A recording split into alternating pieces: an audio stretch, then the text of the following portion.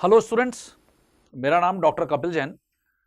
मैं इस लेक्चर में आपके साथ जो डिफरेंट टेक्निक्स हैं किसी भी ऑर्गेनिक कंपाउंड को प्यूरिफाई करने की, उसको आपके साथ मैं यहां पर शेयर कर रहा हूं।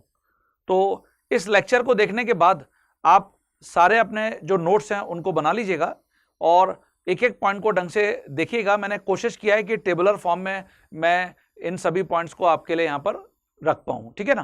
तो शुरू करते हैं। देखिए स्टूडेंट्स, जैसे यहां पर मैंने मेंशन किया है, properties of organic compounds can be correlated to their structures.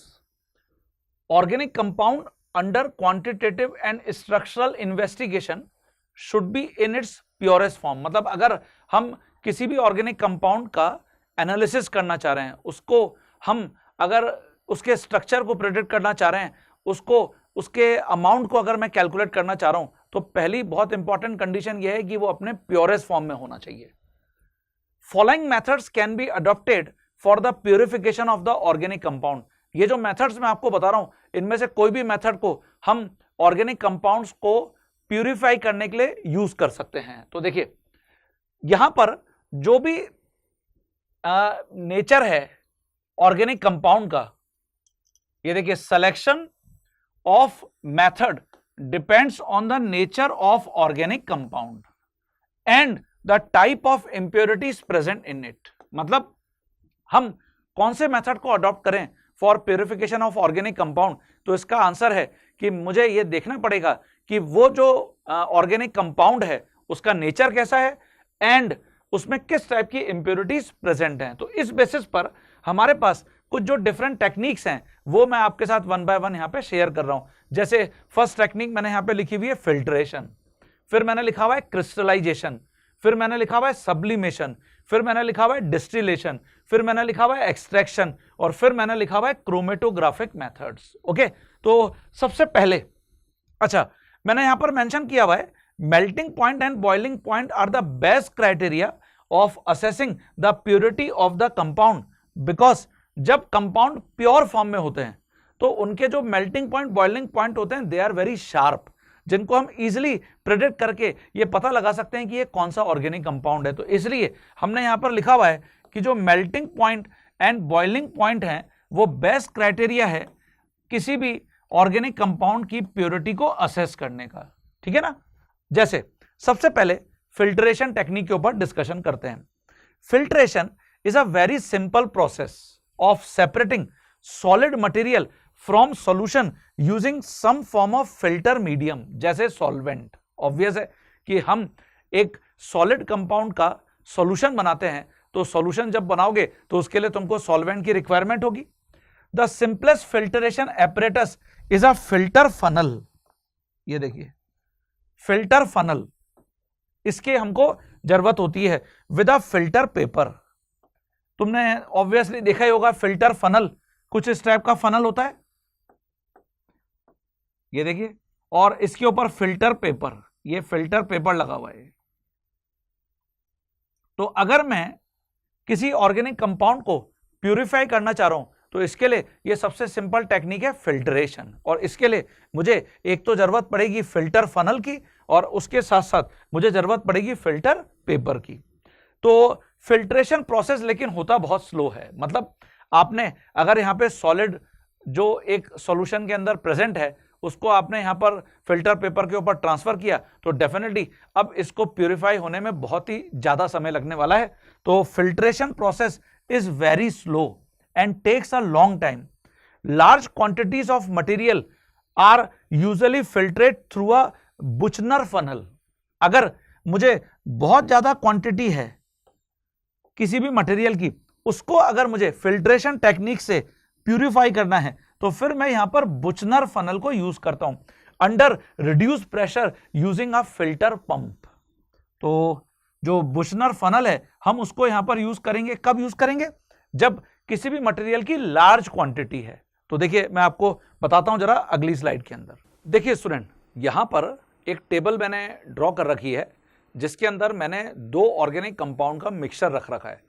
इनको अगर मैं फिल्ट्रेशन टेक्निक के थ्रू सेपरेट करना चाहता हूं तो ये प्रॉब्लम तुमको डायरेक्टली जेई मेन या एडवांस में मिल सकती है। तो देखो जरा, जैसे यहां पर मैंने मिक्सचर लिखा हुआ है नेफ्थलीन एंड यूरिया का, नेफ्थलीन एंड यूरिया, और इसके अंदर जो सॉल्वेंट है वो वाटर है, सॉल्वेंट इज वाटर। मैंने इन दोनों को मिक्स किया और इसको वाटर के अंदर मिक्स किया है। अब जो इनसॉल्युबल है, इनसॉल्युबल वो तो है नेफ्थलीन। मतलब अगर मैं इसको सिंपल जो फिल्टर फनल है उसके ऊपर जो फिल्टर पेपर है, इसको मैं अगर नेफ्थलीन और यूरिया के मिक्सचर को वाटर के साथ मैं इस फिल्टर पेपर के ऊपर ट्रांसफर करूंगा, तो जो ऊपर फिल्टर पेपर के ऊपर रह जाने वाला ऑर्गेनिक कंपाउंड है वो नेफ्थलीन है। और फिल्ट्रेट, ये देखिए फिल्ट्रेट मतलब जो नीचे ट्रांसफर हो जाएगा सॉल्यूशन, वो है यूरिया, है ना, रिकवर्ड बाय इवोपरेशन। मतलब मैं इसमें से यूरिया को रिकवर कर सकता हूं बाय इवोपरेशन। तो this is one mixture of organic compound जिसको मैं फिल्ट्रेशन टेक्निक के थ्रू सेपरेट कर सकता हूं। ये देखिए second mixture anthracene and benzoic acid. तो एंथ्रासीन और बेंजोइक एसिड, इन दोनों को सबसे पहले मैं हॉट वाटर में डिसॉल्व करता हूं, और यहां पर जो इनसॉल्युबल ऑर्गेनिक कंपाउंड रहेगा वो एंथ्रासीन रहेगा, और जो बेंजोइक एसिड है इसको मैं फिर जो फिल्ट्रेट फॉर्म में आया वो मैं रिकवर करूंगा बेंजोइक एसिड को बाय कूलिंग दैट फिल्ट्रेट। और इसकी जगह अगर मैं यहां पर ऑक्सैलिक एसिड और पैरा डाइक्लोरोबेंजीन लेता हूं, तो ऑक्सैलिक एसिड तुमको पता है, पैरा डाइक्लोरोबेंजीन तुमको पता है, मैं इनको भी हॉट वाटर के अंदर ही यहां पर पहले सॉल्यूशन बनाऊंगा। जो इनसॉल्युबल यहां पर ऑर्गेनिक कंपाउंड रहने वाला है वो पैरा डाइक्लोरोबेंजीन है, और फिल्ट्रेट की फॉर्म में ऑक्सैलिक एसिड आएगा जिसको मैं रिकवर करूंगा अगेन इवोपरेशन। तो ये तुमसे डायरेक्ट पूछा जा सकता है कि अगर मैं नेफ्थलीन और यूरिया के मिक्सचर को सेपरेट करना चाहता हूं तो मैं कौन सी टेक्निक को प्रेफरेबली यूज कर सकता हूं। तो यहां पर मैं फिल्ट्रेशन टेक्निक को प्रेफरेबली यूज कर सकता हूं। तो देखिए इन अबव एग्जांपल 2 and 3, जो 2 और 3 है, filtration of hot solution is required.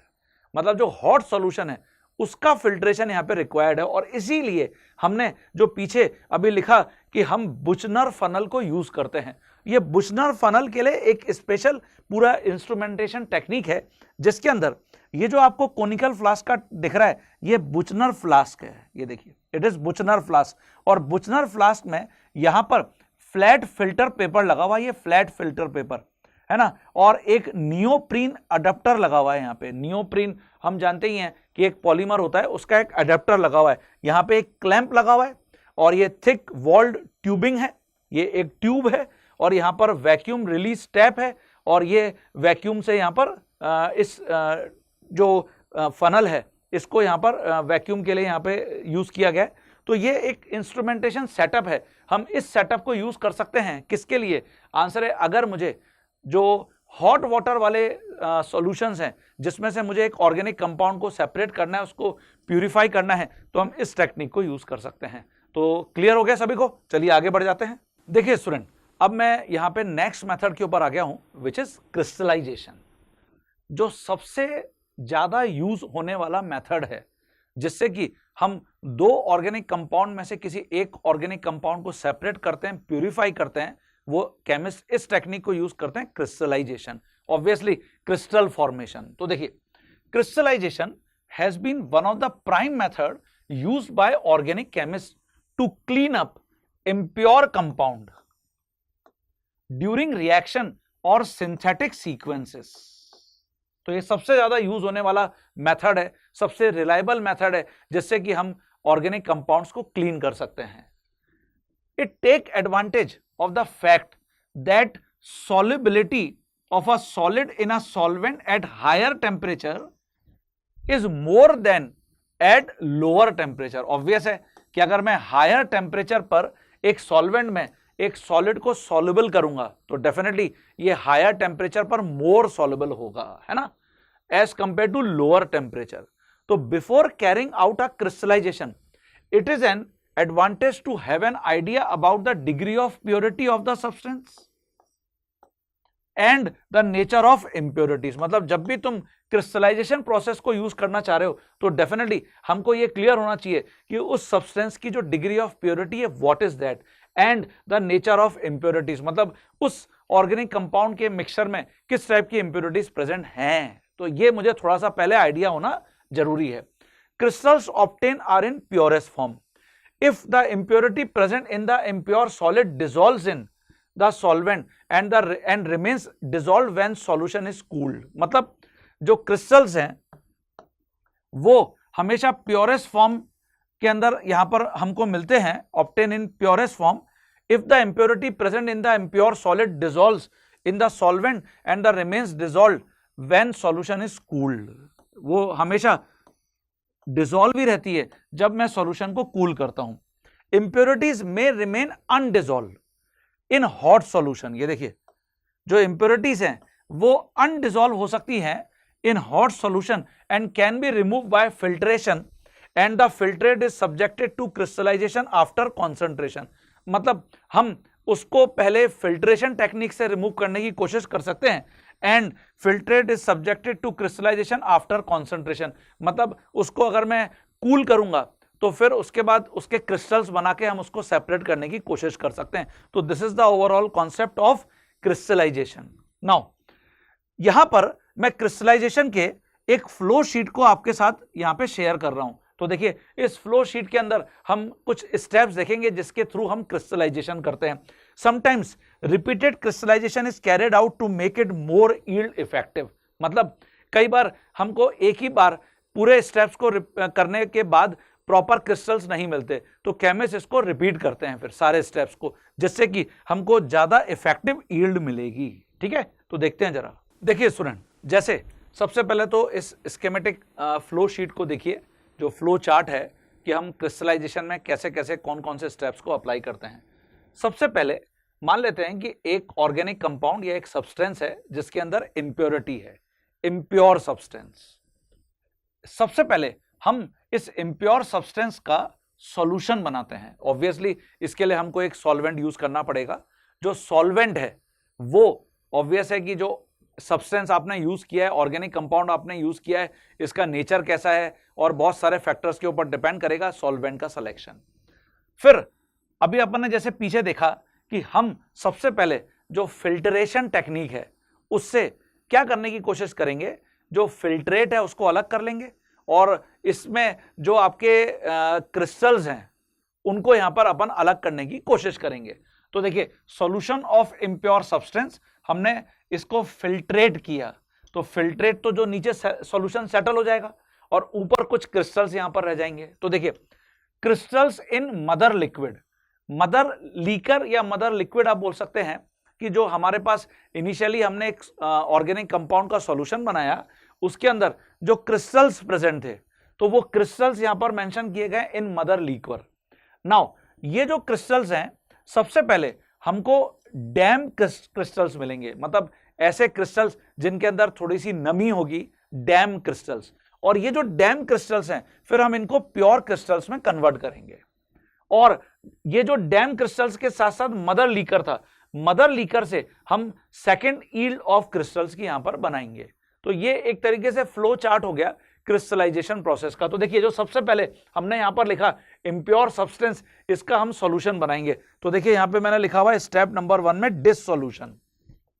Impure substance is dissolved in the selected solvent. जो भी इम्प्योर सब्सटेंस है हमने उसको सबसे पहले एक सॉल्वेंट में यहां पे डिसॉल्व किया based on the nature of solid. Obviously वो किस टाइप का कंपाउंड है उसके नेचर पे डिपेंड कर रहा है, and impurity present in that compound, मतलब मुझे किस टाइप की इंप्योरिटी को इस क्रिस्टलाइजेशन टेक्निक के थ्रू सेपरेट करना है। And saturated solution is made. अब हम इससे सबसे पहले सैचुरेटेड सॉल्यूशन बनाएंगे, मतलब जो भी आपका ऑर्गेनिक सॉलिड है या सॉलिड कंपाउंड है, हमने उसको एक सेलेक्टेड सॉल्वेंट के अंदर डिसॉल्व किया, पहले उसको एक पर्टिकुलर कॉन्सेंट्रेशन तक लेके गए जिससे कि सैचुरेटेड सॉल्यूशन बन गया। The purer the substance and the larger the crystals the more slowly it will dissolve. मतलब जितना आपका सब्सटेंस प्योरर है उसमें इंप्योरिटी कम है, एंड लार्जर द क्रिस्टल्स, मतलब क्रिस्टल्स का साइज जितना बड़ा है डेफिनेटली वो उतना ही स्लोली डिसॉल्व होगा।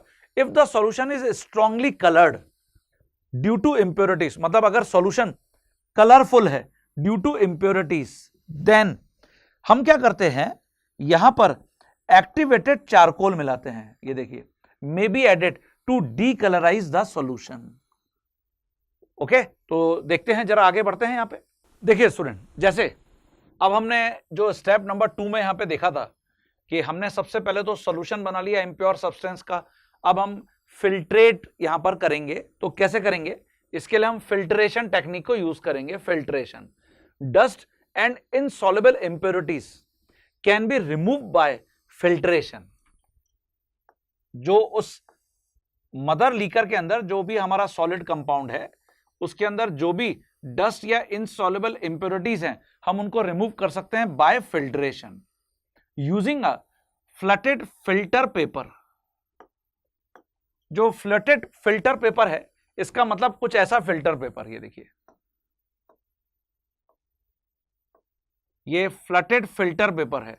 तो हम इस टाइप के फिल्टर पेपर को यहां पर प्रिपेयर करके और फिर इसको फनल में लगाकर, ये फनल है जिसके अंदर हम इसको यहां पर यूज करेंगे, ये फनल है। तो which has been preheated by pouring through it a small volume of hot solvent. मतलब हमने इसको सबसे पहले प्री हीट कर लिया है by pouring through it a small volume of hot solvent. This is called simple और gravity filtration. मतलब हम इससे जब इस पूरे मदर लीकर को, जिसके अंदर की सॉलिड कंपाउंड है विद इंप्योरिटीज, हम इसमें ट्रांसफर करेंगे, तो सिंपल हम यहां पर एक्सपेक्ट करेंगे कि जो फिल्ट्रेट है वो सेपरेट हो गया और इस जो आपका फ्लटेड फिल्टर पेपर है उसके ऊपर आपके यहां पर कुछ इंप्योरिटीज यहां पे कलेक्ट हो गई हैं। To prevent premature crystallisation, मतलब बहुत जल्दी क्रिस्टलाइजेशन से बचने के लिए a slight excess of solvent may be used. हम इसमें थोड़ा और यहां पे सॉल्वेंट को ऐड कर लेंगे सो दैट कि हम को इफेक्टिव जो क्रिस्टल्स हैं वो उस कंपाउंड के यहां पर मिल जाएं। अब जो स्टेप नंबर 3 पर आ गए हैं वो है क्रिस्टलाइजेशन। ये देखिए, तो प्री मैच्योर क्रिस्टलाइजेशन से बचने के लिए हमने यहां पर लिखा कि हमने और स्लाइट एक्सेस सॉल्वेंट का वहां पर यूज किया है। Crystallisation from a supersaturated solution can be induced by slowly cooling hot saturated solution to room temperature. ये देखिए, जो क्रिस्टलाइजेशन है हम उसको जो सुपर सैचुरेटेड सॉल्यूशन है उससे करने के लिए हम जो हॉट सैचुरेटेड सॉल्यूशन है उसको रूम टेम्परेचर तक धीरे धीरे क्या करेंगे? कूल करेंगे। और below by using ice cold water by addition of seed crystal, है ना, compound in the pure form. मतलब सीड क्रिस्टल का मतलब हो गया कि एक तरीके से जो हमने कंपाउंड लिया, एक तो प्योर कंपाउंड यहां पर हमने उसके कुछ पार्टिकल्स को ले लिया और हमने उसी को वहां पर यूज कर लिया, जो फिल्ट्रेट हमको यहां पर मिला था उसके साथ हमने इसको यूज कर लिया सो दैट कि हमको अच्छे क्रिस्टल्स यहां पर मिल जाएं। स्टेप नंबर 4 में सेपरेशन ऑफ क्रिस्टल्स। अब ऑब्वियसली इन क्रिस्टल्स को सेपरेट करना, तो crystals are separated from the mother liquor by filtration using a suction pump. अब देखिए, जो मदर लीकर है उसमें से क्रिस्टल्स को सेपरेट करने के लिए हम यहां पर फिर फिल्ट्रेशन टेक्निक को यूज करेंगे यूजिंग अ सक्शन पंप। इस in smaller quantity of the compound separation can be affected by centrifugation. मतलब अगर कंपाउंड की स्मॉल क्वांटिटी है तो फिर सेपरेशन यहां पे थोड़ा सा डिस्टर्ब हो सकता है by this centrifugation. Crystallisation and separation, तो डेफिनेटली हमने अभी जो ऊपर मेंशन किया कि क्रिस्टल्स को सेपरेट करना, तो जो स्टेप 3 एंड स्टेप 4 है रिपीटेड करेंगे हम, get second yield of crystals. तो solvent use in crystallization is remove by evaporation. जो भी अपन ने क्रिस्टलाइजेशन के अंदर सॉल्वेंट यूज किया है उसको अगर मैं रिमूव करना चाहता हूं तो मैं इवेपोरेशन यूज करूंगा। जैसे अगर मैंने ईथर सॉल्वेंट यूज किया है तो मैं इसको इवेपोरेशन से क्या कर सकता हूं? रिमूव कर सकता हूं। या फिर मैं ड्राइंग एजेंट्स को यूज कर सकता हूं, ड्राइंग एजेंट्स या डेसिकेंट्स। जो डेसिकेंट्स हैं इसका मतलब है कि हाइग्रोस्कोपिक कंपाउंड्स हैं जिनको हम एक ड्राइंग एजेंट की तरह यूज कर रहे हैं। हाइग्रोस्कोपिक कंपाउंड क्या होते हैं? आंसर है जो मॉइस्चर को एब्जॉर्ब करके खुद क्या हो जाते हैं? मॉइस्चर को एब्जॉर्ब करके वेट हो जाते हैं और हम इनको यहां पर यूज करते हैं एज अ ड्राइंग एजेंट। तो देखिए यहां पर सिलिका जेल है, फॉस्फोरस पेंटाऑक्साइड है या फ्यूज कैल्शियम क्लोराइड है, ये एक अच्छा ड्राइंग एजेंट है कैल्शियम क्लोराइड। हम इनको यूज कर सकते हैं फॉर रिमूवल ऑफ सॉल्वेंट। ठीक है, hydrocarbon solvents are remove by using paraffin. मतलब अगर मैं कोई हाइड्रोकार्बन सॉल्वेंट लेता हूं, हाइड्रोकार्बन सॉल्वेंट का मतलब हो गया कि जैसे मैं क्या ले सकता हूं हाइड्रोकार्बन सॉल्वेंट के अंदर, जैसे पेट्रोल टाइप का कंपाउंड हो गया वो हाइड्रोकार्बन सॉल्वेंट हो गया। तो अगर मैं इस टाइप के कोई सॉल्वेंट को यूज कर रहा हूं तो फिर मैं पैराफिन को यूज करके इन सॉल्वेंट को रिमूव कर सकता हूं। तो ये हमने यहां पर देखा क्रिस्टलाइजेशन के अंदर यूज होने वाले जो डिफरेंट स्टेप्स हैं। हमने सबसे पहले देखा डिसोल्यूशन, उसके बाद फिर हमने देखा फिल्ट्रेशन, फिर हमने देखा क्रिस्टलाइजेशन, और जो क्रिस्टलाइजेशन मतलब क्रिस्टल्स जो हमने बनाए उन क्रिस्टल्स को फिर हमने सेपरेट कैसे किया, और एट द एंड जो सॉल्वेंट है हम उनको कैसे सेपरेट किए। देखिए स्टूडेंट, चॉइस ऑफ सॉल्वेंट, जैसे अपन ने अभी पीछे भी यहां पर मेंशन किया कि हम जो सॉल्वेंट्स हैं एट द एंड उनको इवोपरेशन से या फिर ड्राइंग एजेंट के यूज से हम उनको रिमूव कर रहे हैं। कैसा सॉल्वेंट किस टाइप के सॉलिड कंपाउंड को क्रिस्टल में कन्वर्ट करने के लिए यूज किया जा सकता है, तो ये यहां पर मैं मेंशन कर रहा हूं। It is a good that like dissolves like, ये ऑलरेडी हम पढ़ के आ चुके हैं कि अगर मैं एक ऐसा कंपाउंड लेता हूं जो आयनिक नेचर का है, और ऑब्वियसली अगर सॉल्वेंट भी आयनिक नेचर का है जैसे वाटर, तो डेफिनेटली हम सबसे पहले बहुत इजीली इस सॉलिड कंपाउंड को वाटर में डिसॉल्व कर सकते हैं और फिर उसको क्रिस्टल फॉर्म में कन्वर्ट कर सकते हैं, क्रिस्टलाइजेशन कर सकते हैं। तो polar compounds are soluble in polar solvent and non polar compounds are soluble in non polar solvent. Obvious है, नॉन पोलर कंपाउंड जैसे covalent compound. It is always better to try out on a small scale first, मतलब जो polar compounds हैं हम generally उन्हीं को, क्योंकि वो आयनिक कंपाउंड्स हैं, हम उनके ही इजीली क्रिस्टल्स बना सकते हैं। तो इसलिए हमको कौन सा सॉल्वेंट यूज करना चाहिए, पोलर सॉल्वेंट, ये यहां पर मेंशन किया गया है। One can consider following guidelines while carrying out purification of organic compound by crystallization। मतलब हम इनमें से कोई पॉइंट को हमेशा ध्यान में रखते हुए क्रिस्टलाइजेशन कर सकते हैं किसी भी ऑर्गेनिक कंपाउंड का। ये देखिए, substance tend to be more soluble in chemically similar solvent. Obviously हमने ये ऊपर अभी देख ही लिया कि जो सब्सटेंस है वो ऑब्वियसली ज्यादा सॉल्युबल होगा उस सॉल्वेंट में जो सब्सटेंस के नेचर से मैच कर रहा है, like dissolve like. Good crystallisation medium means that the compound is very soluble in hot and insoluble in cold। मतलब जो गुड क्रिस्टलाइजेशन टेक्निक है वो तभी परफॉर्म हो सकती है जब कंपाउंड वेरी सॉल्युबल है hot, very soluble in hot and insoluble in cold. ये देखिए, पोलर सॉल्वेंट जैसे हमने अभी बात करी वाटर की, tend to produce better crystals than hydrocarbon solvent. तो ये क्रिस्टलाइजेशन के अंदर यूज होने वाला सबसे अच्छा यहां पर क्या है, सॉल्वेंट है। तो अपन देखते भी है ना, जैसे अपन कॉपर सल्फेट .5H2O लिखते हैं, तो जो पोलर सॉल्वेंट्स हैं, वाटर इज पोलर सॉल्वेंट, तो copper sulphate .5H2O it is in crystallisation form. ऐसे ही अपन लिखते हैं कि ZnSO4.7H2O, तो इसका मतलब it is in crystallisation form, crystal form. तो water is very good solvent जिससे मैं क्रिस्टलाइजेशन कर सकता हूं इजीली। तो यहां पर मैंने क्या किया हुआ है, solvent to be use for crystallisation. तो मैंने यहां पर एक टेबुलर फॉर्म में कुछ सॉल्वेंट्स को मेंशन किया हुआ है। Summaries common solvent in increasing polarity and the class of compound for which they can be use. मतलब ये किस टाइप के कंपाउंड को क्रिस्टल फॉर्म में कन्वर्ट करने के लिए सॉल्वेंट यूज कर सकते हैं वो भी मैं यहां पर आपको बताता हूं। देखिए जरा, देखिए स्टूडेंट, जैसे यहां पर मैंने मेंशन किया हुआ है कुछ सब्सटेंस को और उनके लिए यूज होने वाले सॉल्वेंट को, अगर मैं इस सॉल्वेंट से क्रिस्टलाइजेशन करना चाहता हूं, अगर मैं हाइड्रोकार्बन यूज करता हूं एज अ सब्सटेंस जिसको मैं क्रिस्टल में कन्वर्ट करना चाहता हूं, तो इनके लिए जो प्रेफरेबल सॉल्वेंट है, ऑब्वियसली ये हाइड्रोकार्बन है, तो इनके लिए प्रेफरेबल सॉल्वेंट भी क्या होंगे, हाइड्रोकार्बन टाइप के होंगे जो नॉन पोलर होंगे, जैसे pentane, hexane, benzene, petroleum, ether. ये सब देखिए, ये सब आपके हाइड्रोकार्बन टाइप के सॉल्वेंट है ना। Polarity of solvent, obviously they are hydrophobic because they are non polar. Hydrophobic का मतलब क्या है, जो वाटर से हेट करते हैं, मतलब आपके H2O वाले पार्ट से हेट करते हैं, हाइड्रोफोबिक। ऐसे यहां पे मैंने लिखा है कि ईथर अगर हम यूज करते हैं सब्सटेंस, तो फिर सॉल्वेंट हम यूज कर सकते हैं diethyl ether, methylene chloride, it is CH2Cl2। अगर मैं हेलो हाइड्रोकार्बन यूज करता हूं, हेलो हाइड्रोकार्बन मतलब एल्किल हैलाइड टाइप के एल्किल हैलाइड, तो फिर मैं सॉल्वेंट यूज कर सकता हूं क्लोरोफॉर्म, जो खुद भी एक हेलोजन डेरिवेटिव है, CH_Cl3। टर्शी अमीन्स अगर मैं यूज करता हूं तो फिर मैं सॉल्वेंट एसीटोन यूज कर सकता हूं। कीटोन एल्डिहाइड एस्टर अगर मैं यूज करता हूं तो ethyl acetate, methyl acetate use कर सकता हूं।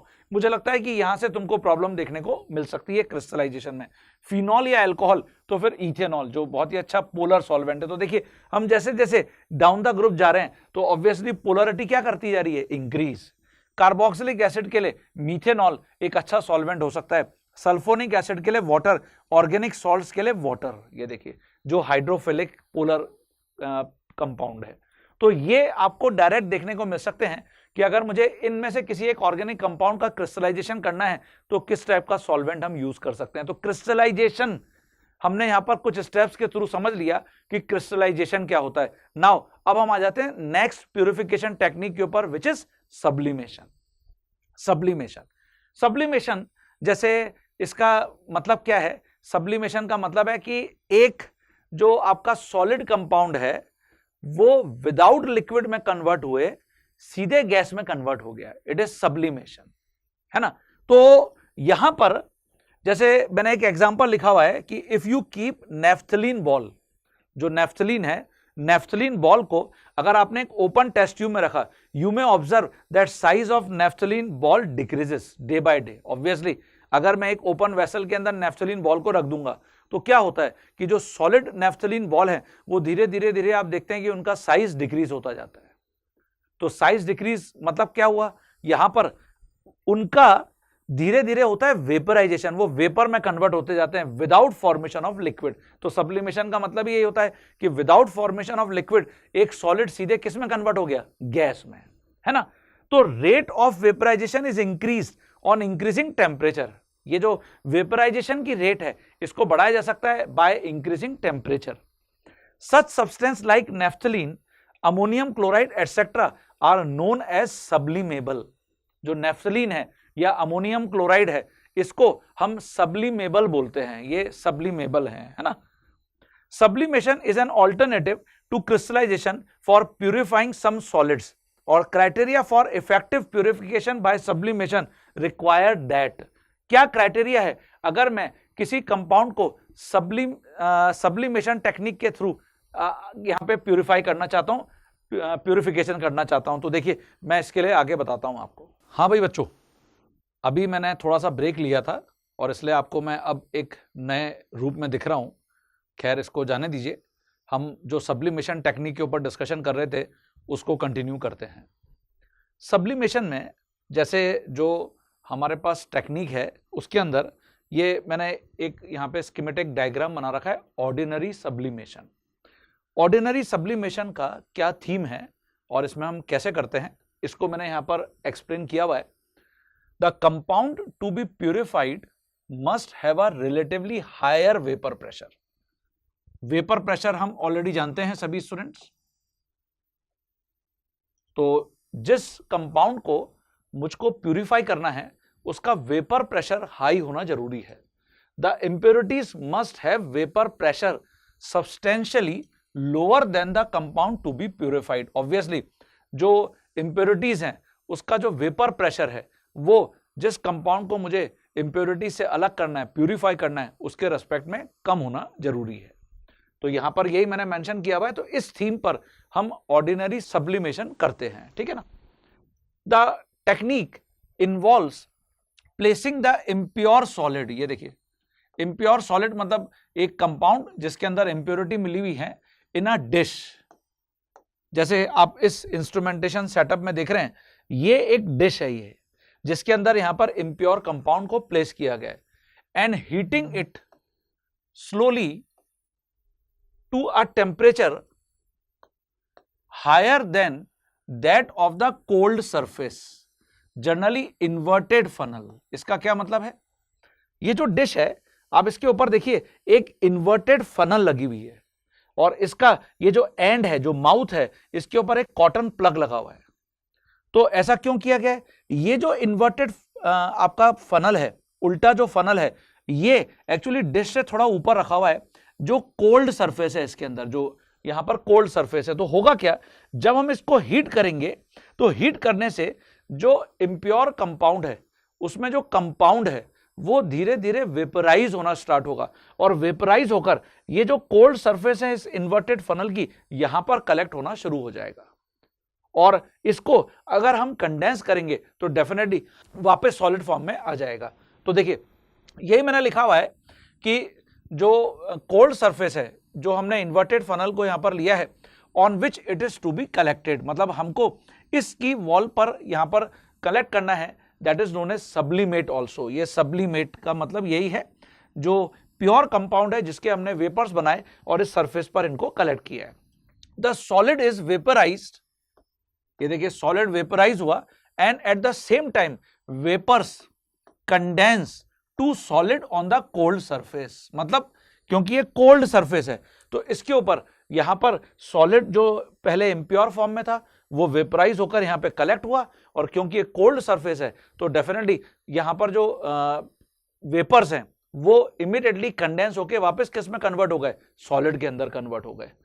क्रिस्टल्स दस ऑब्टेन आर यूजुअली प्योर, ये यहां पे जो क्रिस्टल्स बनेंगे ऑब्वियसली ये प्योर बनेंगे, since impurities are non volatile in nature. जो इंप्योरिटीज होती हैं वो नॉन वोलेटाइल होती हैं नेचर के अंदर, तो डेफिनेटली उनका वेपराइजेशन नहीं होगा। और ये हमने ऊपर मेंशन भी कर लिया था कि impurities must have vapour pressure substantially lower than the compound to be purified.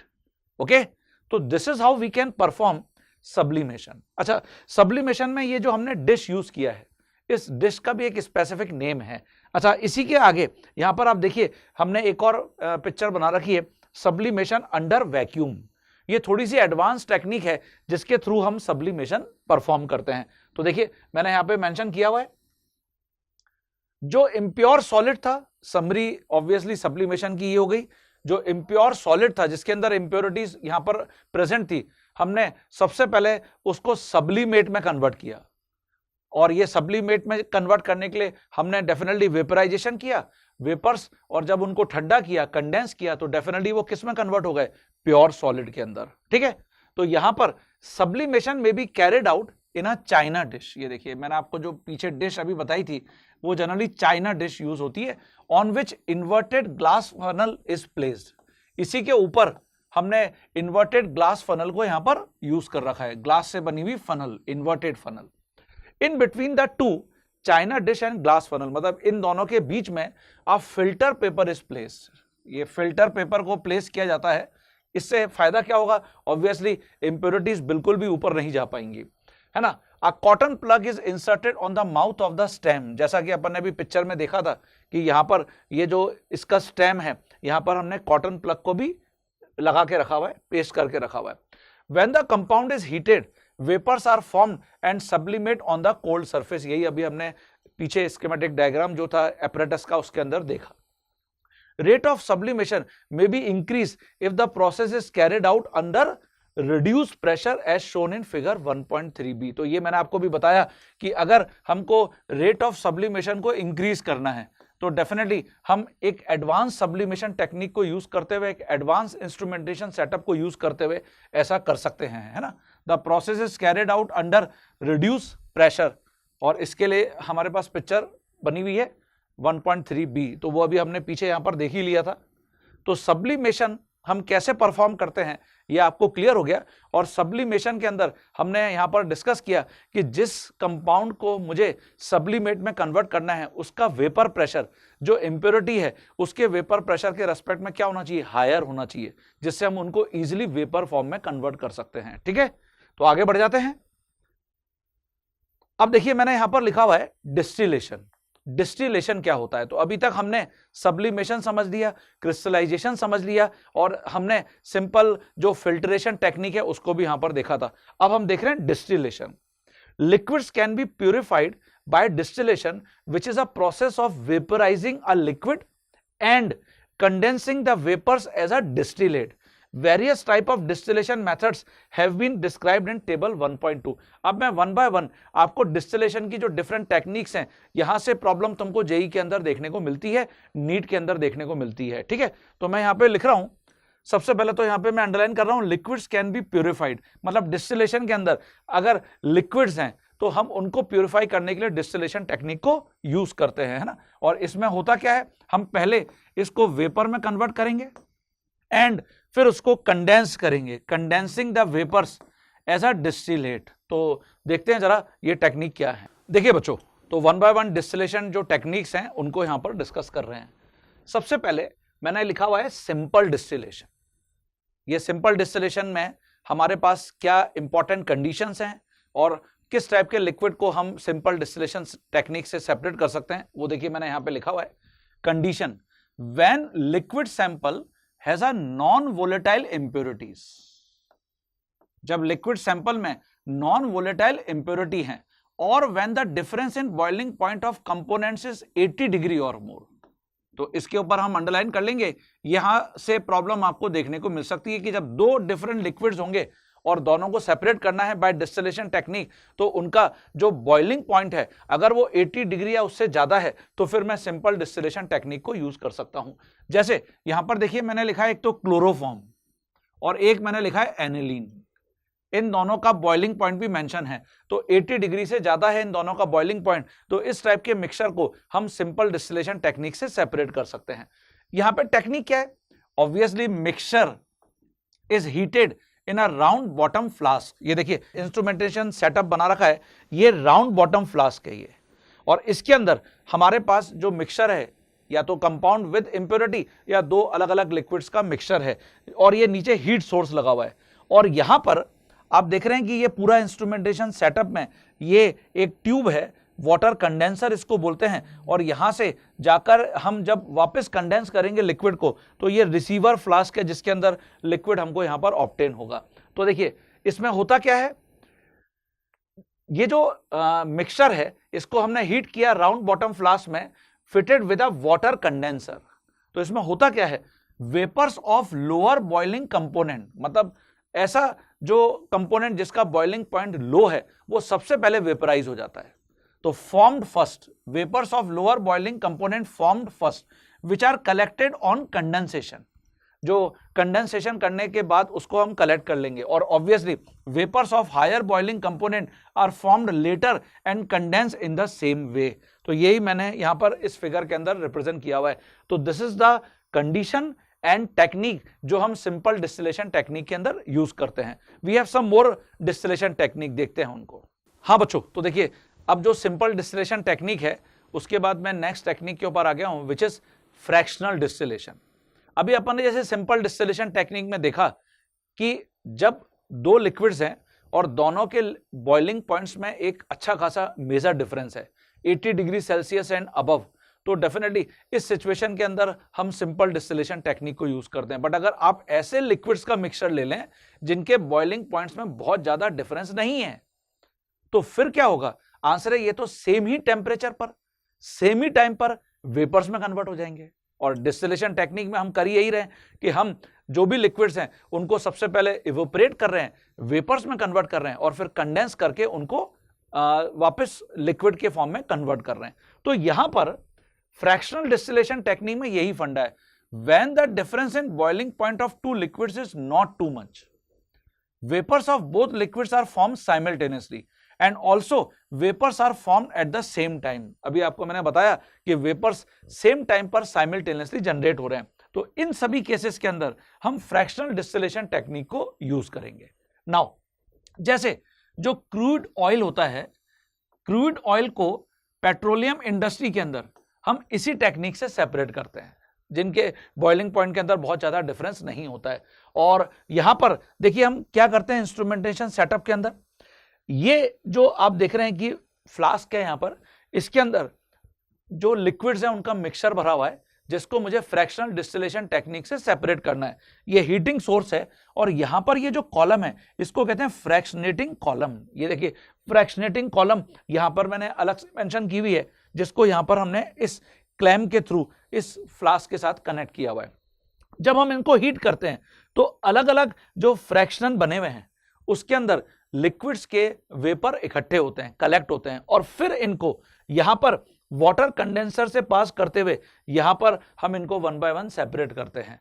तो ये फ्रैक्शनल डिस्टिलेशन टेक्निक है जिसका थीम आपको पता होना चाहिए कि जब भी दो लिक्विड्स के बॉइलिंग पॉइंट में बहुत ज्यादा डिफरेंस नहीं है हम इस टेक्निक को यूज करेंगे। ठीक है, तो नेक्स्ट टेक्निक के ऊपर आ जाते हैं। देखिए स्टूडेंट, जो नेक्स्ट डिस्टिलेशन टेक्निक है उसके अंदर यहां पर मैंने मेंशन किया हुआ है distillation under reduce pressure. Reduce pressure, इसका मतलब यह हुआ कि प्रेशर को डिस्टिलेशन टेक्निक के अंदर थोड़ा सा रिड्यूस करते हैं। ये कब हम टेक्निक यूज करते हैं? When liquid boils at higher temperature and it may decompose before boiling point। मतलब कुछ ऐसे लिक्विड हैं जो हायर टेम्परेचर के ऊपर जाके बॉयल होते हैं, लेकिन जब हम इनको हीट कर रहे होते हैं तो अपने बॉइलिंग पॉइंट को अचीव करने से पहले ही ये डीकंपोज हो जाते हैं। तो it is harmful for that compound, और इसलिए हम किसी भी एक्सटर्नल टेक्निक के थ्रू प्रेशर को रिड्यूस करने की कोशिश करते हैं। भाई what is boiling point of any liquid? Boiling point क्या होता है?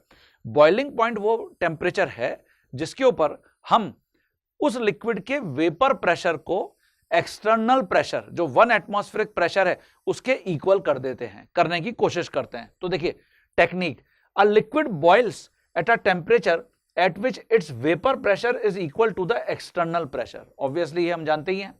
And liquid can be made to boil at lower temperature to prevent its decomposition। मतलब ऐसा लिक्विड जो बहुत ही हायर टेम्परेचर पर जाके बॉयल हो रहा था, वो टेम्परेचर से पहले ही अगर वो डीकंपोज हो जाएगा तो it is very harmful for that compound. तो इसलिए हम क्या करते हैं, लिक्विड को पहले ही बॉयल करने की कोशिश करते हैं। मतलब वो पहले ही हम कोशिश करते हैं कि एक ऐसा प्रेशर डेवलप कर दें जिससे कि वो पहले ही बॉयल होना शुरू हो जाए बगैर उसके डीकंपोजिशन के, है ना, by the application of reduce pressure.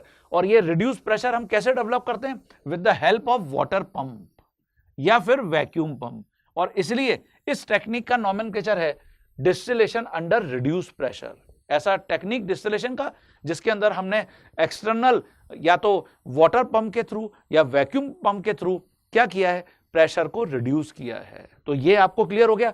इसमें जैसे एग्जांपल में मैंने लिखा हुआ है recovery of glycerol from spent lye, और ऑब्वियसली स्पेंट लाई से अगर मुझे ग्लिसरॉल को सेपरेट करना है तो हम इस टेक्निक से जा सकते हैं जिसके थ्रू हम इन दोनों को सेपरेट कर सकते हैं। तो देखिए यहां पर मैंने इंस्ट्रूमेंटेशन सेटअप भी बना रखा है।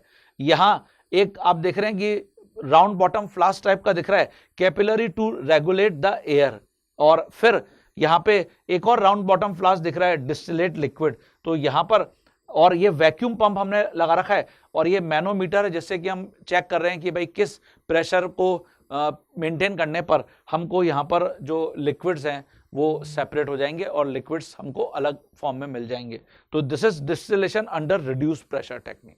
देखिए स्टूडेंट, जो नेक्स्ट डिस्टिलेशन में टेक्निक है वो है स्टीम डिस्टिलेशन। तो जैसे अभी अपन ने यहाँ पर देखा कि हम फ्रैक्शनल डिस्टिलेशन टेक्निक को यूज कर सकते हैं, सिंपल डिस्टिलेशन टेक्निक को यूज कर सकते हैं। What is the concept of steam distillation? इसमें कंडीशन यह है when the substance is immiscible with water. Immiscible मतलब जो इजिली वाटर के अंदर सॉल्युबल नहीं होता, एंड स्टीम वोलेटाइल मतलब वो सब्सटेंस स्टीम वोलेटाइल भी है, मतलब हम उसको अगर बॉयल करते हैं तो वो इजिली वेपर में कन्वर्ट भी हो जाता है। It can be purified by distillation in a current of steam. इसी को हम बोलते हैं स्टीम डिस्टिलेशन। और जैसे मैं मान लेता हूं कि P1 वेपर प्रेशर है उस ऑर्गेनिक लिक्विड का और P2 वेपर प्रेशर है वाटर का, तो liquid mixture boils at a temperature where vapour pressure is equal to P1 plus P2। Obviously ये जो मिक्सचर है, जैसे अपन यहां पर अगर एक मिक्सचर लेते हैं एनिलीन और वाटर का, तो एनिलीन और वाटर कब बॉयल होंगे? जब इनका वेपर प्रेशर जो है P1 प्लस P2 वो यहां पर P के इक्वल होगा एक्सटर्नल प्रेशर के। और ऑब्वियस है कि यहां पर जो P1 है, अगर अपन इंडिविजुअली P1 की बात करें तो वो P से बड़ा है, hence organic liquid vaporizes at lower temperature than its boiling point. जो ऑर्गेनिक लिक्विड है वो वेपराइज होगा, वेपर में कन्वर्ट होगा अपने बॉइलिंग पॉइंट के रेस्पेक्ट में लोअर टेम्परेचर के ऊपर। यहां पर हम करते क्या हैं, steam from a steam generator is pass through a heated flask. containing the liquid under distillation. Mixture boils close to but below 373 Kelvin, जैसे boiling point of water अगर हम बात करते हैं, और the mixture of steam and volatile organic compound is condensed and collected. Water and organic compound are separated by a separating funnel. जो aniline और water है, अगर दोनों के बॉइलिंग पॉइंट का सम कर देंगे तो डेफिनेटली इतना हमको मिलेगा, ये हमने अज्यूम कर लिया है. The mixture of steam and volatile organic compound is condense and collected. Water and organic compound are separated by a separating funnel. तो देखिए यहां पर जो स्टीम डिस्टिलेशन टेक्निक है उसके लिए यहां पर इंस्ट्रूमेंटेशन सेटअप है. जैसे यहां पर इस मिक्सचर के अंदर हम देख रहे हैं यहां पर कि एक फ्लास्क है और जिसके अंदर यहाँ पर स्टीम जनरेटर लगा हुआ है, और इसके थ्रू हम यहाँ पर जो डिस्टिल्ड लिक्विड है और वाटर है उसको सेपरेट कर पा रहे हैं. तो ये स्टीम डिस्टिलेशन टेक्निक है जिसके अंदर हमने यहाँ पर क्या देखा कि अगर एक ऑर्गेनिक लिक्विड वाटर के अंदर इमिसिबल है तो हम इस टाइप के लिक्विड को वाटर से सेपरेट करने के लिए इस टेक्निक को यूज कर सकते हैं. देखिए बच्चों, अब मैं नेक्स्ट जो टेक्निक है प्यूरिफिकेशन ऑफ ऑर्गेनिक कंपाउंड के लिए वो है एक्सट्रैक्शन. इसके ऊपर आ गया हूं. ये जो एक्सट्रैक्शन वर्ड है इसका मतलब क्या होता है? एक्सट्रैक्शन का मतलब ऑब्वियसली कि एक लिक्विड जिसके अंदर मान लेते हैं कि थोड़ा सा भी मॉइस्चर है, वाटर है, अगर मैं यहां से वाटर को रिमूव करना चाहता हूं तो इसको एक्सट्रैक्ट करने के लिए हम एक दूसरा ऑर्गेनिक सॉल्वेंट यहां पर यूज करते हैं. मतलब हम करते क्या है कि एक्सट्रैक्शन के अंदर जो ऑर्गेनिक कंपाउंड है जिसके अंदर वाटर प्रेजेंट है, या हम इसको ऐसे बोलें कि वाटर एक सॉल्वेंट है जिसके अंदर ऑर्गेनिक कंपाउंड प्रेजेंट है और मुझे उस ऑर्गेनिक कंपाउंड को वाटर से एक्सट्रैक्ट करना है, तो हम इसके लिए एक दूसरा ऑर्गेनिक सॉल्वेंट यहां पर यूज करते हैं. और ये जो ऑर्गेनिक कंपाउंड और वाटर का कॉम्बिनेशन है, इसमें से हम ऑर्गेनिक कंपाउंड को एक्सट्रैक्ट करके उस ऑर्गेनिक जो सॉल्वेंट है हमारे पास, दूसरा जो सॉल्वेंट है, उसके अंदर यहां पर ट्रांसफर करते हैं. तो देखिए, when an organic substance, liquid or solid, is present in aqueous solution, अभी आपको मैंने जैसा बताया, then it can be extracted into another organic liquid by a method called solvent extraction. मतलब हम वाटर में से उस लिक्विड या सॉलिड कंपोनेंट को with the help of other organic solvent extract कर लेते हैं, है ना. Extraction is based on the fact, और ऑब्वियसली जो एक्सट्रैक्शन का प्रिंसिपल है वो इस प्रिंसिपल के अकॉर्डिंग हम वर्क करते हैं. जो ऑर्गेनिक सॉल्वेंट है यूज फॉर एक्सट्रैक्शन, जो भी हम ऑर्गेनिक सॉल्वेंट यूज कर रहे हैं, forms a distinct layer with water. मतलब सेपरेट एक लेयर बनाता है उस कंपाउंड के साथ एज कंपेयर टू वाटर, है ना. जिससे कि और solubility of the organic substance to be extracted in organic solvent should be larger than water. Obviously जो कंपाउंड है, लिक्विड या सॉलिड, जो वाटर के अंदर प्रेजेंट था, अगर मैं उसको वाटर से एक्सट्रैक्ट करके दूसरे लिक्विड में ट्रांसफर कर रहा हूं, दूसरे सॉल्वेंट में ट्रांसफर कर रहा हूं, तो उस ऑर्गेनिक कंपाउंड की सॉल्युबिलिटी अदर जो ऑर्गेनिक सॉल्वेंट है उसमें ज्यादा होनी चाहिए, तभी वो उस ऑर्गेनिक कंपाउंड मतलब ऑर्गेनिक सॉल्वेंट की तरफ ट्रांसफर होगा. Organic solvent is volatile. Organic जो सॉल्वेंट है वो वोलेटाइल है, इजिली हम उनको वेपर में कन्वर्ट कर सकते हैं. तो जैसे ही आपका जो लिक्विड या सॉलिड एक्सट्रैक्ट करके आप ऑर्गेनिक सॉल्वेंट में लेके आए तो अब ऑब्वियसली ऑर्गेनिक सॉल्वेंट को रिमूव करना पड़ेगा. तो organic solvent can be removed by distillation technique और evaporation technique. Greater the number of extraction by the solvent, larger the amount extracted. मतलब जितना ज्यादा एक्सट्रैक्शन का नंबर होगा उस पर्टिकुलर सॉल्वेंट से, ऑब्वियसली उतना ज्यादा हम लिक्विड या सॉलिड को एक्सट्रैक्ट कर पाएंगे with the help of that organic solvent. For the solubility of organic substance in organic solvent and water at equilibrium, हम जनरली इस इक्विलिब्रियम कांस्टेंट को फॉलो करते हैं. Solubility in organic solvent divided by solubility in water. ये देखिए, अगर organic solvent में solubility ज्यादा होगी एज कंपेयर टू वाटर में सॉल्युबिलिटी, तो फिर इसका मतलब जो K की वैल्यू है वो बहुत हाई होगी, और इस सिचुएशन में हम बहुत अच्छी तरीके से उस लिक्विड या सॉलिड कंपाउंड को एक्सट्रैक्ट कर पाएंगे फ्रॉम वाटर सॉल्वेंट. ओके, और देखिए मैंने यहां पे लिखा हुआ है कि K की वैल्यू ग्रेटर देन 1, ये फेवरेबल है. Thus, repeated extraction will extract organic substance from water to organic solvent. तो इस टेक्निक से हम एक लिक्विड या सॉलिड को जो वाटर सॉल्वेंट के अंदर प्रेजेंट है हम इजीली एक्सट्रैक्ट कर सकते हैं। तो देखिए इंस्ट्रूमेंटेशन एक बार सेटअप में आपको बता देता हूं। देखिए बच्चों, जो एक्सट्रैक्शन के अंदर हम एक स्पेशल इंस्ट्रूमेंटेशन सेटअप यूज करते हैं वो ये वाला है। इसको कहते हैं डिफरेंशियल मेथड, और ये 3 डिफरेंट स्टेजेस हैं डिफरेंशियल मेथड की।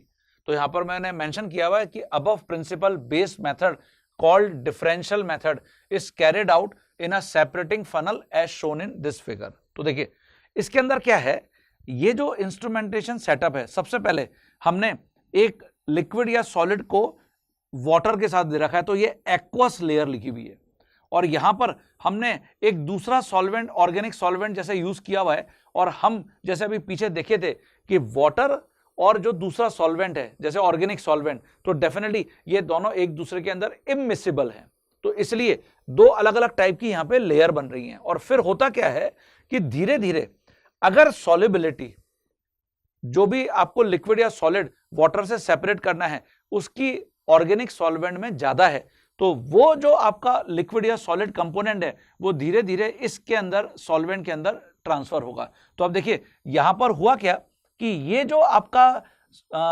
एक्वस लेयर थी उसके अंदर से जितना भी आपके सॉल्यूट पार्टिकल्स थे वो सब ऊपर आ गए, क्योंकि they are more soluble in organic solvent as compare to water. और फिर क्या करते हैं, यहां पर जो आपका एक्वस लेयर है उसको सेपरेट कर लेते हैं। तो अब जो हमारे पास लिक्विड बच गया है उसके अंदर एक तो ऑर्गेनिक सॉल्वेंट है और वो लिक्विड या सॉलिड है जिसको हमको वाटर से एक्सट्रैक्ट करना था। तो ये इस टेक्निक का कॉन्सेप्ट है, प्रिंसिपल है, इसलिए हम इसको कहते हैं 3 स्टेज ऑफ डिफरेंशियल एक्सट्रैक्शन। तो this is how we can perform extraction technique. Okay, और ये हमने फिर अभी मेंशन ही किया था पीछे कि जो भी ऑर्गेनिक सॉल्वेंट है वो अगर हमको इस लिक्विड या सॉलिड से अलग करना है तो बाय एवोपरेशन या by distillation technique we can separate it. Okay, तो इसको भी देख लीजिए। देखिए बच्चों, जो इसी एक्सट्रैक्शन टेक्निक के अंदर एक और एडवांस टेक्निक है जिसको हम यहां पर डिफाइन करते हैं सॉक्स-लेट एक्सट्रैक्शन। तो ये सॉक्स-लेट एक्सट्रैक्शन का क्या प्रिंसिपल है, if the organic compound is less soluble in the organic solvent. जैसे अपन ने पीछे अभी जो डिफरेंशियल टेक्निक देखी उसके अंदर अपन ने डिस्कस किया कि ऑर्गेनिक कंपाउंड अगर मोर सॉल्युबल है ऑर्गेनिक सॉल्वेंट में तब तो हम डिफरेंशियल टेक्निक से उसको एक्सट्रैक्ट कर लेंगे ऑर्गेनिक कंपाउंड को, लेकिन अगर ये लेस सॉल्युबल है तो फिर हम यहां पर जो टेक्निक यूज करते हैं एक्सट्रैक्शन के लिए वो ये है सॉक्स-लेट एक्सट्रैक्शन। तो then extraction is made feasible only when large amount of organic solvent is used, or the technique called continuous extraction, इसको हम continuous extraction कहते हैं, is used and the apparatus used in this process is called Soxhlet extractor। ये जो Soxhlet extractor का पूरा यहां पर instrumentation setup बना हुआ है ना। This consists of a glass cylinder, इसको हमने C से मार्क किया हुआ है, ये देखिए ग्लास सिलेंडर यहां पे सी से मार्क किया हुआ है, हैविंग अ स्लाइड ट्यूब, ये साइड ट्यूब है यहां पर, ये देखिए ये साइड ट्यूब है, कैपिटल टी से इसको इंडिकेट किया हुआ है, एंड सिफॉन एस, ये देखिए एक बेंट यहां पे ट्यूब है, इसको कहते हैं सिफॉन एस। अब वाटर कंडेंसर, ये डब्ल्यू है, ये वाटर कंडेंसर है, डब्ल्यू से इसको इंडिकेट किया हुआ है at the top, and a boiling flask B has been fitted with the cylinder. ये बॉइलिंग फ्लास्क है जिसके अंदर ये देखिए सॉल्वेंट प्लस एक्सट्रैक्टेड सब्सटेंस, जो भी सब्सटेंस मुझे यहां पर एक्सट्रैक्ट करना होगा और उसके बाद जो एक्सट्रैक्शन के बाद मुझे सब्सटेंस मिला होगा वो यहां पर हम देख रहे हैं। The solid mixture is taken in the cylinder C, ये देखिए जब सबसे पहले हम यहां पर इस सिलेंडर सी के अंदर सॉलिड मिक्सचर को लेंगे, fitted with thick filter paper, जो थिक फिल्टर पेपर से यहां पे कनेक्ट होगा। The solvent is taken in the flask B, जो फ्लास्क बी है उसके अंदर हम सॉल्वेंट को यहां पर यूज करेंगे। When heated solvent vapours rise and condense with the help of condenser, when condense vapours of the solvent goes into the cylinder C, जब जो कंडेंस वेपर हैं इस सॉल्वेंट के हम उसको हीट करेंगे तो डेफिनेटली वो यहां पर सी में जाएंगे, सिलेंडर सी में। Compound is extracted, When the level of the liquid in cylinder C reaches up to the top in siphon S, it gets siphoned and is collected in the flask which is being heated continuously. ये जो आपका material था, जो आपका liquid था, जिसको हमने solvent के साथ रिएक्ट कराया, ये यहां पर धीरे धीरे देखिए वापस यहीं पर ही कलेक्ट हो रहा है, ठीक है ना. Solvent is again vaporise and extraction is repeated. Soxhlet extraction is useful in the extraction of oils and fats from flowers and seeds and alkaloids. ये हम जनरली यूज करते हैं अगर मुझे ऑयल्स या फैट्स को सेपरेट करना है फ्लावर्स और सीड्स से, तो हम इस टेक्निक को यहां पर यूज करते हैं, सॉक्सलेट एक्सट्रैक्शन. तो जो डिफरेंट सॉल्वेंट्स हम यूज करते हैं एक्सट्रैक्शन टेक्निक के अंदर, वो भी मैंने यहां पर मेंशन किए हैं, वो मैं आपको बता देता हूं, तो इसको भी लिख लीजिए अपनी कॉपी में. देखिए बच्चों, अब मैं नेक्स्ट टेक्निक के ऊपर आ गया हूं, विच इज क्रोमेटोग्राफिक मेथड. ये जो क्रोमेटोग्राफिक मेथड है, क्रोमेटोग्राफी क्या मतलब होता है इसका?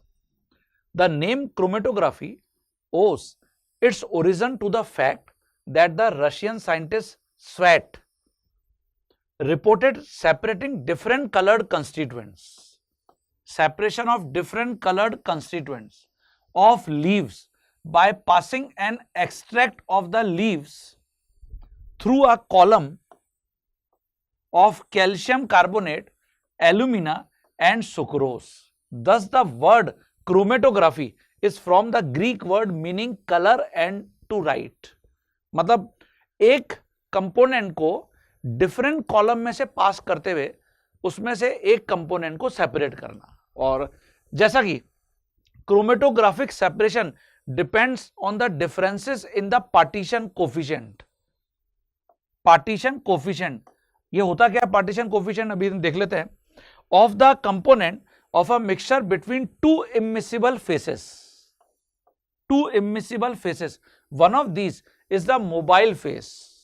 इसमें से एक तो मोबाइल फेस है, which moves relative to the other the stationary phase. मतलब एक तो मोबाइल फेस है क्रोमेटोग्राफी के अंदर, और दूसरा कौन सा है? स्टेशनरी फेस, जो वहां पर स्टेबल रहता है. तो जो मोबाइल फेस है वो स्टेशनरी फेस के रेस्पेक्ट में मूव करता है. The substance being separated are transported with the mobile phase. जिस सब्सटेंस को हमको क्या करना है? सेपरेट करना है. तो जो मोबाइल फेस होता है, हम उस सब्सटेंस को मोबाइल फेस के थ्रू अलग करते हुए सेपरेट कर लेते हैं. तो क्रोमेटोग्राफी के अंदर यही हम जनरली प्रिंसिपल को फॉलो करते हैं.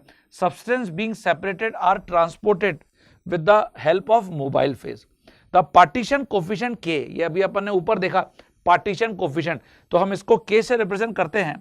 Of a substance in such a two phase system is given by. तो ये कैसे हम देखते हैं वो मैं आपको बताता हूं. देखिए बच्चों, जो पार्टीशन कोफिशिएंट है हम उसको इससे रिप्रेजेंट करते हैं के. इस partition coefficient it is ratio of CS divided by CM. जो CS है it is concentration of substance in stationary phase, and CM is concentration of substance in mobile phase. ठीक है ना. तो यहां पे CS और CM का तो मैंने आपको मीनिंग बता ही दिया.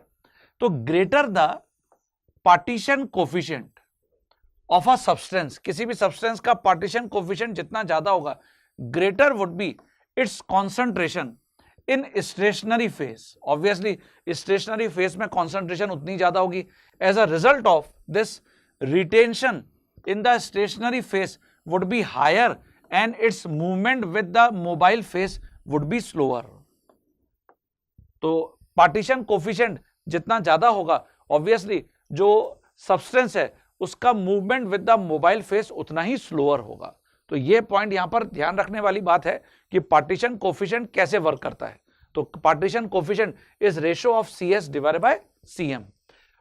Based on the physical state of the mobile and stationary phases, जो डिफरेंट क्रोमेटोग्राफिक मेथड्स हैं वो हमारे पास देखिए ये हैं, स्टेशनरी फेस और मोबाइल फेस. स्टेशनरी फेस को हम बोलते हैं एड्सॉर्बेंट, जिसके अंदर की आपका इनिशियली कोई भी कंपाउंड वहां पे प्रेजेंट होगा, एड्सॉर्ब होगा. तो देखिए, अगर स्टेशनरी फेस सॉलिड है और मोबाइल फेस वेपर है, तो फिर हम इसके लिए जो डिफरेंट टेक्निक्स में यूज करते हैं क्रोमेटोग्राफिक टेक्निक, वो है गैस क्रोमेटोग्राफी, गैस और सॉलिड का कॉम्बिनेशन. अगर स्टेशनरी फेज लिक्विड है और मोबाइल फेज वेपर है तो यहां पर गैस क्रोमेटोग्राफी यूज करते हैं, गैस लिक्विड। अगर स्टेशनरी फेज सॉलिड है, मोबाइल फेज लिक्विड है, तो फिर एड्सॉर्प्शन क्रोमेटोग्राफी। और अगर स्टेशनरी फेज लिक्विड है और मोबाइल फेज भी लिक्विड है तो फिर लिक्विड लिक्विड पार्टीशन क्रोमेटोग्राफी। तो ये आपसे पूछा जा सकता है क्रोमेटोग्राफी के अंदर, ये आपको क्लियर होना चाहिए। देखिए बच्चों, जो अभी अपन ने डिफरेंट टाइप के क्रोमेटोग्राफी टेक्निक को मेंशन किया है, उसमें वन बाय वन कुछ देखिए टेक्निक्स मैं यहाँ पे डिस्कस करता हूँ। पहले तो adsorption chromatography, the stationary phase अपन ने भी जैसे देखा, one is stationary phase and other is mobile phase. तो स्टेशनरी फेज जिसको भी हमने एड्सॉर्बेंट भी बोला, एड्सॉर्बेंट इज अ सॉलिड, और जैसे हम मान लेते हैं कि सॉलिड में यहां पे सिलिका या एल्यूमिना है, on which the sample components are adsorbed. मतलब जिसको हमको सेपरेट करना है, हमने सिलिका या एल्यूमिना की सरफेस पर हमने यहां पर जो सैंपल कंपोनेंट है उसको एड्सॉर्ब कराया। The mobile phase may be liquid, mobile phase जो है वो यहां पर या तो लिक्विड है और या फिर गैस है। तो अगर मोबाइल फेज लिक्विड है तो फिर हम लिक्विड सॉलिड क्रोमेटोग्राफी इसको बोल सकते हैं, जो एड्सॉर्प्शन क्रोमेटोग्राफी है। और अगर मोबाइल फेज यहां पर गैस है तो फिर हम इसको गैस सॉलिड क्रोमेटोग्राफी भी बोल सकते हैं, है ना। मतलब जो मोबाइल फेज है वो अगर यहां पर लिक्विड है तो फिर लिक्विड, और ऑब्वियसली जो अपन यहां पे इनिशियली स्टेशनरी फेज ले रहे हैं वो तो सॉलिड ले ही रहे हैं, ठीक है। The components distribute between the two phases through a combination of sorption and desorption process. जो भी कंपोनेंट है जिसको कि मुझे दो फेसेस के बीच में डिस्ट्रीब्यूट करना है, जो अपना इनिशियल कंपोनेंट है जिसको कि मुझे सेपरेट करना है क्रोमेटोग्राफी टेक्निक के थ्रू, हम इन दोनों लेयर्स के बीच में, इन दोनों फेसेस के बीच में उनको डिस्ट्रीब्यूट कर सकते हैं by sorption and desorption. Based on different adsorption technique, हम जो एड्सॉर्प्शन क्रोमेटोग्राफी है उसको कॉलम क्रोमेटोग्राफी और थिन लेयर क्रोमेटोग्राफी में डिवाइड कर सकते हैं। कॉलम क्रोमेटोग्राफी जैसे नाम से समझ में आ रहा है, column. In this technique, column having a stopcock use for separation is packed with a stationary phase. ये जो कॉलम है हम इसको स्टेशनरी फेस के साथ पैक करते हैं, है ना, जो एड्सॉर्बेंट है। और the mixture under study in a minimum amount of solvent is applied at the top of the adsorbent, है ना। A suitable solvent or a mixture of solvents depending on the nature of component is allowed to flow down the column slowly। जो column है उससे हमको जिस mixture को separate करना है, इस क्रोमेटोग्राफी टेक्निक के थ्रू हम उसको धीरे धीरे अलाउ करते हैं कि वो मूव करे। Depending upon the degree to which the compounds are adsorb, partial or complete separation takes place.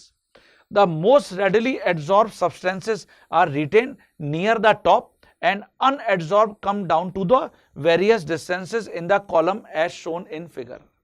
तो यहां पर जो most readily adsorb होने वाला कंपोनेंट है, सब्सटेंस है, वो तो रिटेन रहता है नियर द टॉप, एंड जो अनएड्सॉर्ब्ड हैं come down to the various distances. जैसा अपन ने भी डिस्कस किया कि जो मोबाइल फेस है उसके साथ जो अनएड्सॉर्ब सब्सटेंस है वो धीरे धीरे धीरे धीरे नीचे आता जाता है, सेपरेट होता जाता है, और जो सबसे ज्यादा एड्सॉर्ब होने वाला सब्सटेंस है वो टॉप के ऊपर ही यहां पर बैठा रहता है कॉलम क्रोमेटोग्राफी के अंदर। तो कॉलम क्रोमेटोग्राफी में यही हम प्रोसेस फॉलो करते हैं कि जो टॉप है उसके ऊपर जो मैक्सिमम एड्सॉर्ब सब्सटेंस है वो ऊपर ही रह जाता है, और जो अनएड्सॉर्ब सब्सटेंस है वो धीरे धीरे मोबाइल फेस के साथ नीचे आता जाता है। That's why this is called column chromatography. Thin layer chromatography, as the name implies, adsorbent is the thin layer of silica gel, ये देखिए, और alumina spread over a glass plate of suitable size and place thus formed as thin layer chromatography plate on which solution of the mixture is placed in the form of a spot। जिस solution में जो भी mixture है जिससे हमको component को separate करना है, हम स्पॉट की फॉर्म में वहां थिन लेयर के ऊपर उसको लगा देते हैं about 2 centimetre above one end of the TLC plate। This treated TLC plate is placed in a closed jar having a solvent as the solvent moves up the plate, individual components move up along the plate to different distances. जो भी आपके component हैं जिनको आप separate कर रहे हैं, आप इंडिविजुअली कंपोनेंट्स को वहां पर मूव करवाते हैं along the plate to different distances. Depending on the degree of adsorption and separation takes place. जो RF है इसको हम बोलते हैं retention factor, which gives relative adsorption of each component in the mixture is defined by this equation. जो आपका retention factor है, it is distance moved by the spot center from the baseline divided by distance moved by the solvent from the baseline. जो RF value है depend on the condition under which the chromatogram was run, namely type of plate, eluent, temperature. Colored spots are immediately visible. Colorless spots can be made visible by UV if the substance absorbs UV light, as in case of aromatic compound. Standing the plate in iodine vapor in a chromatographic jar, organic compounds generally give colored spots with iodine. तो ये हम follow करते हैं किसके अंदर? Answer है thin layer chromatography के अंदर, ठीक है ना। देखिए बच्चों, जैसे यहां पर मैंने आगे मेंशन किया हुआ है थिन लेयर क्रोमेटोग्राफी में spraying with 1:1 H2SO4 water mixture and then heating strongly to carbonize the compound, spraying with suitable reagent which give colored spots with the substances under observation, for example ninhydrin in case of amino acids. ninhydrin जैसे हमने जो amino acids के लिए एक practical में test पढ़ा था ninhydrin, जिसको हम यहां पर अमीनो एसिड्स के अंदर देखते हैं, है ना। पार्टीशन क्रोमेटोग्राफी, ये पार्टीशन क्रोमेटोग्राफी ऑब्वियसली समझ में आ रहा है, पार्टीशन होंगे यहां पे। The stationary phase of partition chromatography is a liquid, जबकि अपन ने भी पीछे वहां पर देखा था एड्सॉर्प्टेंट के अंदर एड्सॉर्प्शन क्रोमेटोग्राफी, उसमें हमने देखा था कि मेनली जो आपका स्टेशनरी फेस है वो सॉलिड है ना, यहाँ पे लिक्विड है, supported on an inert solid.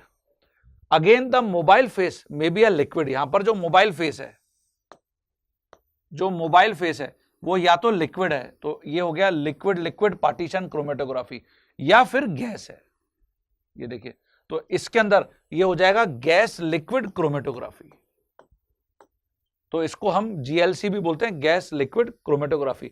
Paper chromatography is a type of partition chromatography, जो पेपर क्रोमेटोग्राफी है ये टाइप है पार्टीशन क्रोमेटोग्राफी का, in which the stationary phase is a layer of water adsorbed on a sheet of paper. ये देखिए, मतलब जो आपका पेपर क्रोमेटोग्राफी, जो पार्टीशन क्रोमेटोग्राफी का टाइप है, उसके अंदर जो स्टेशनरी फेस है वो एक्चुअली वाटर की एक लेयर है, जिसको कि हम एक जो पेपर है, एक शीट ऑफ पेपर, हम उसके ऊपर एड्सॉर्ब करा के रखते हैं। In the normal mode of operation of liquid liquid partition, a polar stationary phase, for example methyl alcohol on silica, is used with a non polar mobile phase. तो यहां पर जो स्टेशनरी फेस है, जैसे मिथाइल एल्कोहल हमने solvent लिया और उसको सिलिका के ऊपर हमने एड्सॉर्ब कराया, और उसके साथ फिर नॉन पोलर मोबाइल फेस को हमने ट्रीट किया, फॉर एग्जांपल जैसे hexane. This favours retention of polar compound and elution of non polar compound and is called normal phase chromatography. If a non polar stationary phase is used with a polar mobile face, then non-polar solutes are retained more and polar solutes move readily eluted. This is called reverse phase chromatography. तो यहां पर अपन ने देखा है normal phase chromatography, और अगर हम इसकी जगह रिवर्स फेस क्रोमेटोग्राफी की बात करते हैं तो फिर हम इसके अंदर ये पॉइंट यूज करेंगे।